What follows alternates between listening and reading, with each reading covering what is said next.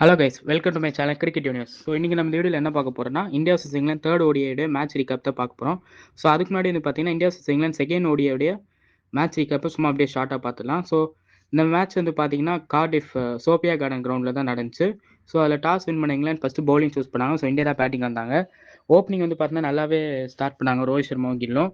Kill வந்து பார்த்தீங்கன்னா ஒரு ரன் பால் 31 அடிச்சுட்டு அவுட் ஆயிட்டாரு. நல்ல ஸ்டார்ட் கிடச்சி பட் கன்வெர்ட் பண்ணல. 31க்கு அவுட் ஆயிட்டாரு. ரோஹித் சர்மா கொஞ்சம் ரஸ்தியாக இருந்தார். ஒரு 26 தான் அடிச்சார் ஒரு 47 பால்ஸ் பேஸ் பண்ணி. நைஸ் ஆஃப் செஞ்சுரிஸ் ஃப்ரம் ஸ்ரேயஸ் ஐயர், விராட் கோலி அவங்களாம் இப்போ நல்லா சூப்பராக ஆடினாங்க. அவங்க of century Shreyas Iyer 66 ரன்னும், Virat Kohli 65 run அடிச்சாங்க. ஒரு ஸ்டேஜில் இந்தியா வந்து பார்த்தீங்கன்னா 300 கிராஸ் பண்ணுவாங்க அப்படின்ற மாதிரி இருந்துச்சு. ஏன்னா 178 for 3 தான் இருந்தாங்க. அங்கேருந்து விராட் கோலி அவுட் ஆனார். அங்கேருந்து பார்த்தீங்கன்னா பட்டுன்னு விக்கெட் விட்டு இந்தியாவே பார்த்தீங்கன்னா 233க்கு ஆல் அவுட் ஆயிட்டாங்க. ஸோ அதுக்கப்புறமா பேட்டிங் ஆட வந்த இங்கிலாந்து வந்து பார்த்தீங்கன்னா ஃபஸ்ட்டு கொஞ்சம் ஸ்ட்ரகிள் பண்ணியிருந்தாங்க. டக்கெட் கோல்டன் நக்குக்கு அவுட் ஆயிட்டாரு. பெத்தலும் சிங்கிள் டிஜிட்டில் அவுட் ஆயிட்டாரு. ஸோ ஹாரி ப்ரூக்கும் 16 ரன்ஸ் அந்த மாதிரி அவுட் ஆயிட்டாரு. ஸோ ஒரு ஸ்டேஜில் இங்கிலாந்து பார்த்தீங்கன்னா ஒரு மாதிரி 40 ரன்ஸ்க்கு 3 விக்கெட்ஸ் விட்டுருந்தாங்க.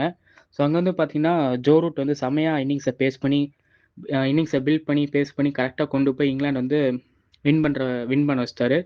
நல்லா பொறுமையாக ஆடினாரு. அவரை சுற்றி பார்த்தீங்கன்னா வில் ஜாக்ஸும் சாம் கர்னும் நல்லா கேமியோஸ் ஆடினாங்க. ஸோ ஜோ ரூட் வந்து பார்த்தீங்கன்னா 99 not out deserve the century. But கஸ் அட்கின்சன் 4 அடிச்சு மேட்சை முடிச்சிட்டாரு. ஸோ ஜோ ரூட் அன்பீட்டனாக 99 நாட் அவுட்டில் போயிட்டாரு. ஸோ இங்கிலாந்து வந்து பார்த்தீங்கன்னா ஜஸ்ட் 4 விக்கெட்ஸில் பார்த்தீங்கன்னா இந்த மேட்ச் ஈஸியாக கம்ஃபர்டபுளாக வின் பண்ணிட்டாங்க. அண்ட் தென் பார்த்தீங்கன்னா இப்போ நம்ம தேர்ட் ஓடியோடைய மேட்ச் ரீகப் பார்த்தலாம். ஸோ இதுலேயே பார்த்தீங்கன்னா டாஸ் வந்து பார்த்தீங்கன்னா இங்கிலாந்து தான் வின் பண்ணி பேட்டிங் எடுத்தாங்க. ஸோ இந்த மேட்ச் எங்கே நடந்துச்சு பார்த்தீங்கன்னா லார்ட்ஸ் கிரவுண்டில் தான் நடந்துச்சு. One of the most iconic grounds இந்த வேர்ல்ட். ஸோ லார்ட்ஸில் தான் நடந்துச்சு. ஸோ ஃபஸ்ட்டு டாஸ் வின் பண்ண இங்கிலாந்து பேட்டிங் சூஸ் பண்ணாங்க. ஸோ பென் டக்கெட்டும் ஜாக்கோ பெத்தலும் ஓப்பனர்ஸ் வந்தாங்க. ஸோ பார்த்தீங்கன்னா சரியான பார்ட்னர்ஷிப் அது. இந்தியன் பவுலர்ஸால் ஒன்றுமே பண்ண முடியல. பக்கா பேட்டிங் ட்ராக் அது. ஸோ நல்ல சூப்பர் ஸ்டார்ட்டு. பென் டக்கெட் ஒரு 141 அடிச்சார். ஜாக்கோ பெத்தல் செஞ்சுரி அடிப்பார்னு எதிர்பார்த்தோம். பட் 91ல் அன்ஃபார்ச்சுனேட்டாக அவுட் ஆயிட்டாரு. ரெண்டு பேரும் லெஃப்ட் ஹேண்டர்ஸோட எலகன்ஸ் அந்த கிளாசிக்கல் ஷாட்ஸ்லாம் ஆடினாங்க. அவங்களோட ஷாட்ஸ்லாம் பார்க்குறப்ப அப்படியே ரொம்ப இன்ஃபேலிபிளாக இருந்துச்சு. ஸோ செம்மையாக இருந்துச்சு அவங்க ஷாட்ஸ்லாம்.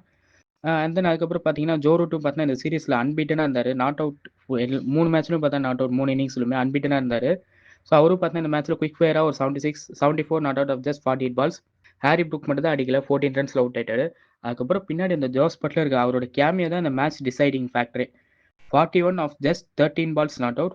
4 4 3 6 காட்டுக்கான்னு கட்டிட்டார். இல்லைன்னா இங்கிலாந்து வந்து ஆக்சுவலி ஒரு 330 340 தான் அடிச்சிருப்பாங்க. இந்தியா பார்த்தீங்கன்னா அவங்கள அந்த டார்கெட்குள்ளே ரிஸ்ட்ரிக்ட் பண்ணிக்கலாம் அந்த ஸ்கோர்லேயே.